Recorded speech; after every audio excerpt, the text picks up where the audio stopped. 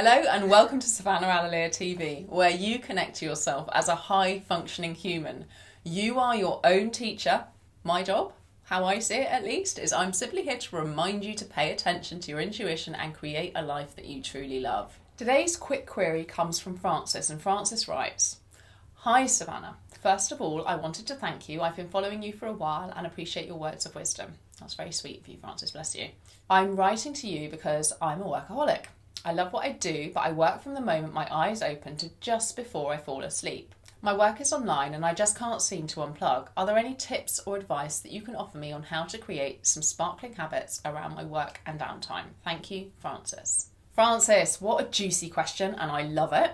Working online can be consuming. I fully hear you on that one, beautiful lady. And unfortunately, this is becoming more of a common issue, especially with more people working from home these days. And as someone who works online myself and from home, I've had to establish ways to separate my work time from my downtime.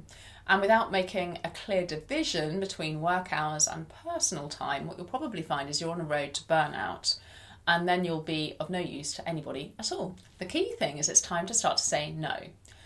So Francis, here are 3 tricks to help you say bye-bye to being a workaholic. It may seem counterintuitive, but try taking a longer lunch break. When you work from home, it's easy to forget to step away from the laptop and take time to regroup. This is a habit to break for sure. On your new longer lunch break, try reading a book or having lunch with a friend or do some light exercise. I'm a big fan of dancing or doing some headstands to get that blood flowing again.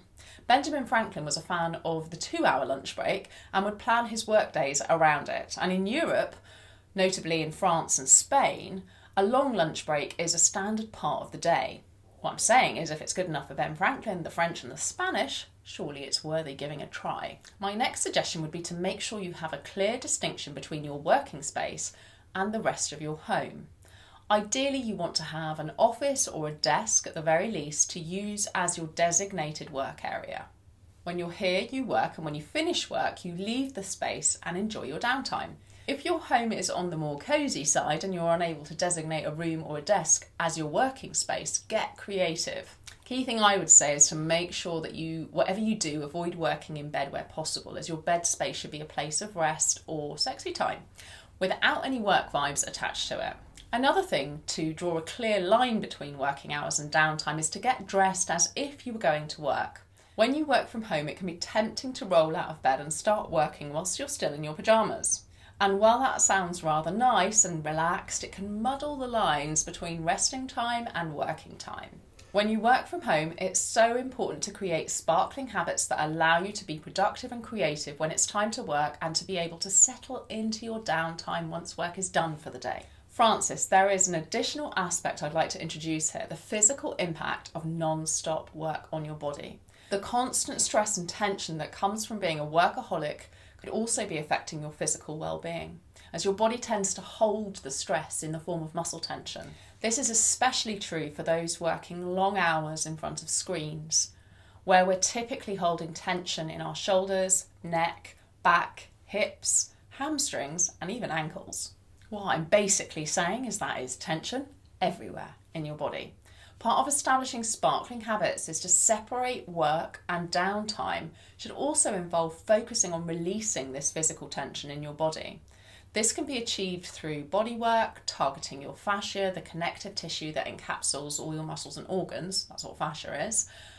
Because over time, continuous stress can cause that fascia to become rigid, tight and stuck. And that stuckness leads to physical discomfort, further amplifying feelings of stress and burnout. So if you're interested in exploring this idea any further, please feel free to comment below because I'd be more than happy to help guide you with this.